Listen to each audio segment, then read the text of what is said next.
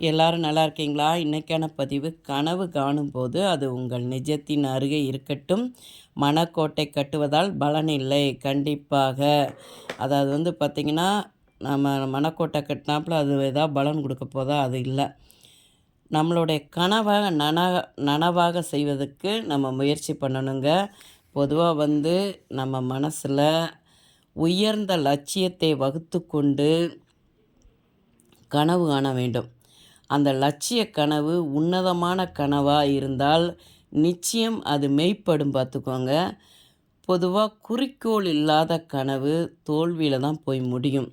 அது மாதிரி தாங்க நம்மளுடைய வீர சிவாஜி இருக்கார் இல்லையா? மராட்டிய மன்னர் வீர சிவாஜி. அவர் அவங்கள அம்மா வயிற்றில் கர்ப்பத்தில் இருக்கும்போதே அவங்க அம்மா அவருக்கு நிறைய வீரக்கதைகளை சொல்லியிருக்காங்க. அந்த வீரக்கதைகளை கேட்டு கேட்டு கேட்டு அவர் கனவு கண்டு வளர்ந்தவர் தான் வீர சிவாஜி.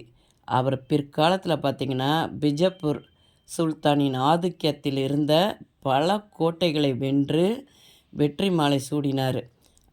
எதனாலனா அவர் கண்ட லட்சிய கனவுனால் லட்சிய கனவோடு தன்னம்பிக்கையுடன் அவர் நிகழ்த்திய போராட்டங்கள் ஒவ்வொன்றும் வீரமும் விவேகமும் நிறைந்ததாக இருந்தது. அதனால தான் அவர் வெற்றி அடைய முடிந்தது. பார்த்துக்கோங்க.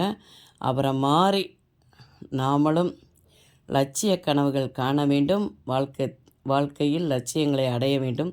இந்த பதிவு உங்களுக்கு பிடிச்சிருந்தால் பார்வதி வீட்டு சமையலுக்கு ஆதரவு கொடுங்க. ஓம் சாய்ராம்.